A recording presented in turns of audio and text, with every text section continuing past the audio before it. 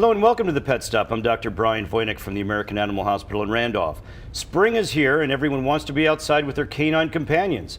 If you have a dog park in your neighborhood, it's a great place for both you and your pet to enjoy the balmy weather. But you want to be prepared and aware of the potential hazards that you may be walking into. Well, my next guest is a dog behavioral therapist and trainer, Kleva. He's with Barkbusters and also host of It's a Dog's Life on Sirius XM's Martha Stewart Living Radio. Really good to see you again, Greg. Always nice to be here with you, Dr. Thanks. Voynick. Tell us about your guest here. That's my little Yorkie friend, Clyde. Okay. You can't see it right now, but Yorkie with a tail. You don't see that very often. He's my neighbor's dog. He's got a little sister named Bonnie at home watching. Love Yorkies. If Yorkies had perfect teeth, they would be the most perfect animal on the earth. And you have to just really pay attention to cleaning their teeth on a regular basis. Yeah, those small dogs need their dental health for sure. But he's a good little dog. Yep.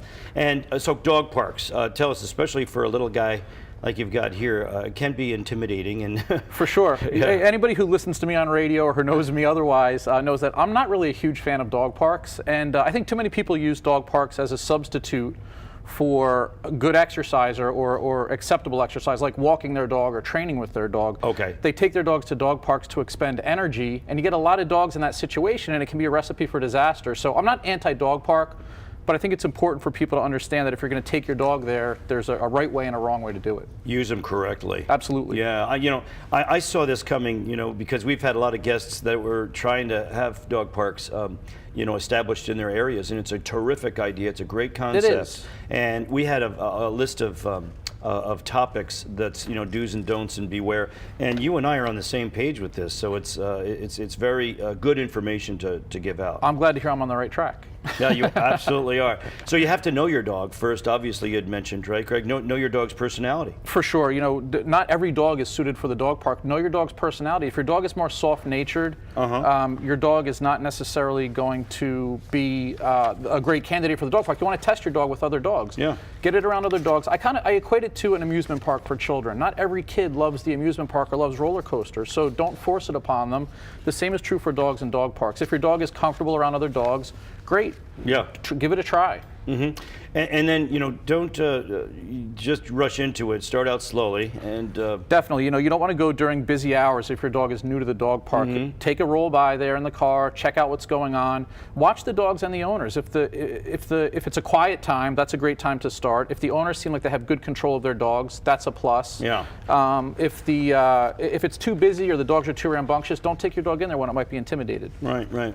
And also, check it out, as far as, probably better to go without your dog initially, huh? It's not a bad idea. Like I said, see what's going on at the dog park. And then if you do decide to go, start slow. Start with maybe a short trip, 15 minutes. Yeah. Even shorter if you want to. And better, it's complicated enough with the interaction between the dogs, but if you have your children with you, that's another tough situation to handle. Most dog parks have a pretty good set of rules posted at the dog park, and a lot of them will say no kids under the age of 13 or 15 or 16.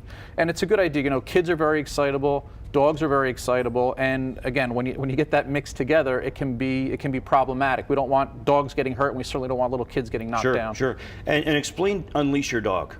Well, dogs have a fight or flight mentality, so when you take your dog into a dog park, you want to make sure you unleash the dog right away because it's a little bit intimidating. All the dogs are going to rush up and check your dog out. Yeah. And if your dog has any kind of fear or feels intimidated and feels that tension on the leash, that fight or flight mentality may kick in. No flight option, a fight is likely to happen. So unclip the leash as soon as you get in there.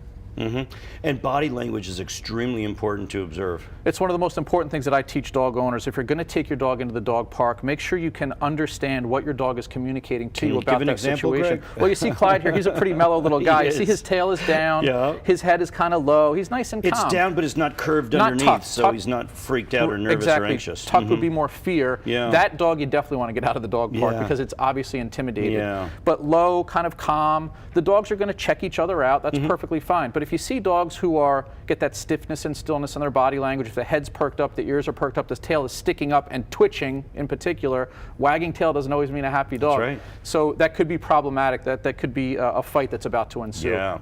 And if you see that body language and you see a dog is becoming aggressive, what do? We hope that dog owners have enough control and reliability in their obedience with their dogs that they can call the dog out of that situation. Yeah. You never want to jump in the middle of a dog fight. You never want to grab a collar and pull the dog out because at that point, again, it's that fight or flight mentality. You're just another animal jumping into the fight, and you're going to get bit. Yeah. You know, in my 30 years of experience, I've seen a lot of injuries where people just try to dive in, and it's just a bad situation. Absolutely. If there is a fight at the dog park, the best thing you can do is make as much noise as possible, throw a metal dog bowl in between the dogs in the fight, get a tree branch or something. If there's a broom around, try to get the broom handle in between the dogs, and water works great. Throw water on the dogs, and hopefully that will disorient them long enough where you can get them separated. Yeah. And what about bringing toys and water and all that kind of thing? You always want to avoid anything that could be problematic. You know, some dogs are resource guarders. They will guard food and toys and treats, et cetera, et cetera. You shouldn't bring it. I was at a dog park one time and a guy had a pizza delivered to the dog park. Oh, no. Not a good idea. So yeah, you want to avoid that stuff as well. Okay, and it's really difficult when you have someone with bad manners. You know that they don't care. They're not knowledgeable enough to know that their dog is doing inappropriate things and they should be out of there. And unfortunately, everyone at the dog park is a know-it-all, and you know that's okay. The dogs are roughing each other up. They'll work it out. Just leave them alone. Again, that could be a mistake. You know, people are on the phone. The number one rule of dog parks is supervise your dog. Be aware of what's going on. Pay attention. Yeah. If you're in the corner on your cell phone sipping your latte, you're going to miss problematic behavior. So be aware and supervise. Greg, it's really great to have you. Good advice. Always I appreciate nice to be it here. very much. Thanks, okay, Dr. Boynik.